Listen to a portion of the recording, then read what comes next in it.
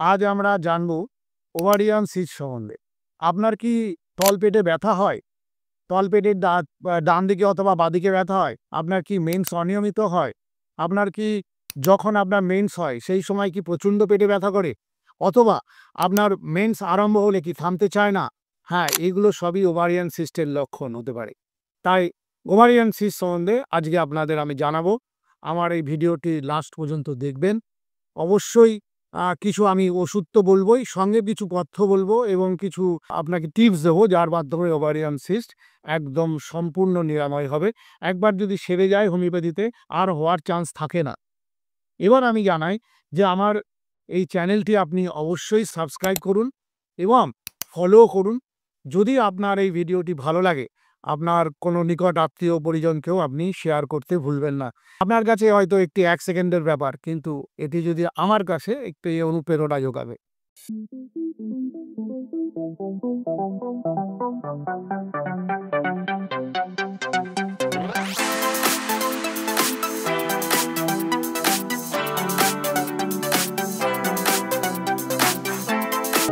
এবার আসুন আমরা যাই মেন ভিডিওতে। ওভারিয়ান সিস্ট কি?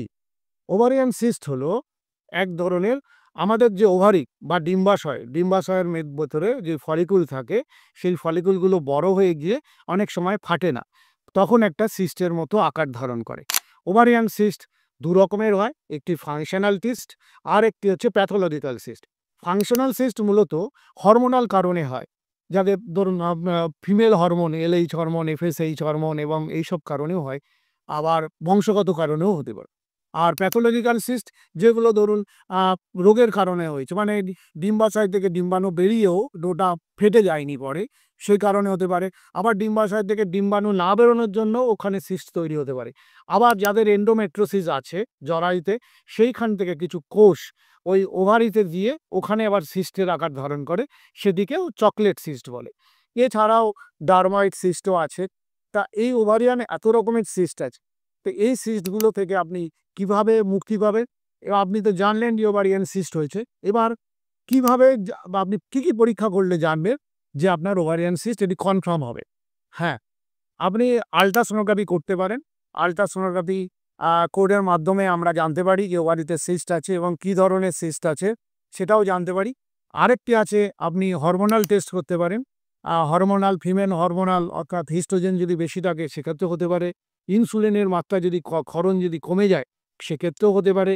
তো সেক্ষেত্রে হরমোনের টেস্টও করবেন এবং আল্ট্রাসোনোগ্রাফিও করবেন। এর মাধ্যমে আপনি জানতে পারবেন যে আপনার ওভারিয়ান সিস্ট কী ধরনের হয়েছে এবং ডাক্তারবাবুরও চিকিৎসা করতে সুবিধা হবে। আমার এই চ্যানেলটিতে লাস্ট পর্যন্ত দেখবেন। আজকে আমি আপনাদের কটি ওষুধের নাম বলবো এবং তার সাথেও আমি কিছু টিপস দেব যেগুলো আপনার খুব উপকারী লাগবে।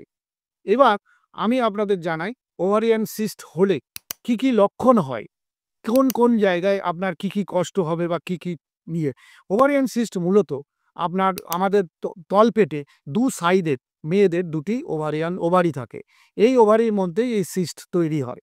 তাই এই ওভারিয়ান সিস্ট হলে আপনার তলপেটে ব্যথা হবে এবং কখনো পিরিয়ডের সময় তো প্রচুর পরিমাণে ব্যথা হবেই। আবার কখনো সারা মাস ধরেও ব্যথা হয়। ওভালুশনের সময় অর্থাৎ মেন্স হয়ে যাওয়ার মানে মেন্স ডেট থেকে ১০-১২ দিন ১৫ দিন পরেও আবার হতে পারে, ওভালুশনের সময় হতে পারে।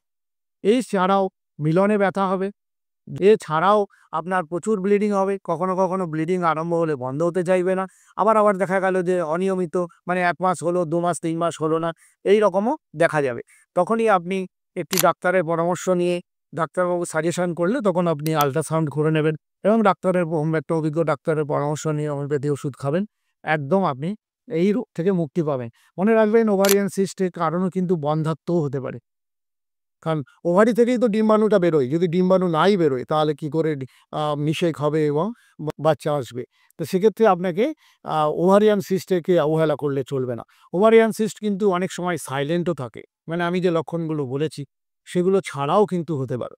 যেমন আ আপনার মাসে ঠিকমতো সিস্ট ওভারি মেন্স হচ্ছে। আবার কোনো ১-২ মাস হয়তো হচ্ছে না বা একটু ডেট ওভার হচ্ছে। এক্ষেত্রেও কিন্তু অনেকের ক্ষেত্রে এটা বোঝা যায় না। সেটা সাইলেন্ট ভাবে থাকে ওভারিয়ান সিস্টটা। তা আমি আপনাদের এখন জানাবো কিছু ওষুধের নাম। যেটা হোমিওপ্যাথি চিকিৎসার মাধ্যমে সম্পূর্ণ সেরে যায়। ওভারিয়ান সিস্ট দু রকমের হয়। একটি হচ্ছে আপনাকে যেটা বললাম, এটাকে পলিসিস্টিক ওভারি বলে। যদি অনেক সিস্ট হয় তাকে পলিসিস্টিক ওভারি বলে। আবার দেখবেন আল্ট্রাসাউন্ডে লেখা থাকে বাইল্যাটারাল পলিসিস্টিক ওভারি, মানে দুদিকের ওভারিতেই যদি আপনার সিস্ট হয় তাহলে ওটাকে বাইল্যাটারাল পলিসিস্টিক ওভারি বলে। তো এই সিস্ট হলে যদি ডান দিকে আপনার সিস্ট হয় তাহলে এপিস মেলিভিকা 200 সকালে একবার করে খাবেন। আর বাঁদিকে যদি আপনার হয় তাহলে আপনার ল্যাকেসিস 200 খাবেন সকালে একবার করে। যাদের হরমোনাল ব্যালেন্স, আমি আগেও বলেছি এটা হরমোনাল ব্যালেন্সের জন্যও হয়, বংশগত কারণেও হয়। যাদের হরমোনাল ব্যালেন্সের প্রবলেম আছে, ইউফোরিয়াম বলে একটি ওষুধ আছে 200 পাওয়ারের, এটিও সপ্তাহে একদিন খেতে পারেন। আর ন্যাট্রামিও বলে 200 বলে একটি ওষুধ আছে, এটিও সপ্তাহে একবার করে খাবেন। এছাড়াও যাদের ওভারি সিস্টের সময় পেটে খুব ব্যথা হয়, তারা একটি ওষুধ আমি বলে দিচ্ছি, ভাইবারনাম ওপি বলে মাদার 3-4 রূপে পাওয়া যায়। এটি 15 ফোঁটা করে 3 বার যদি খান, আপনার পেটে ব্যথা কমবে এবং অসহ্য যন্ত্রণা থেকে আপনি মুক্তি পাবেন। এছাড়াও যে আরো কিছু ওষুধ আছে যেগুলো ওভারিয়ান সিস্টের ক্ষেত্রে খুব ইফেক্টিভ। যেমন ধরুন কারোর যদি ওভারিয়ান সিস্টের জন্য যদি চকলেট সিস্ট হয়ে থাকে সেক্ষেত্রেও, এবং জরায়ুতেও যদি আপনার টিউমার হয়ে থাকে সেক্ষেত্রেও থুজা 200 খুব ইফেক্টিভ।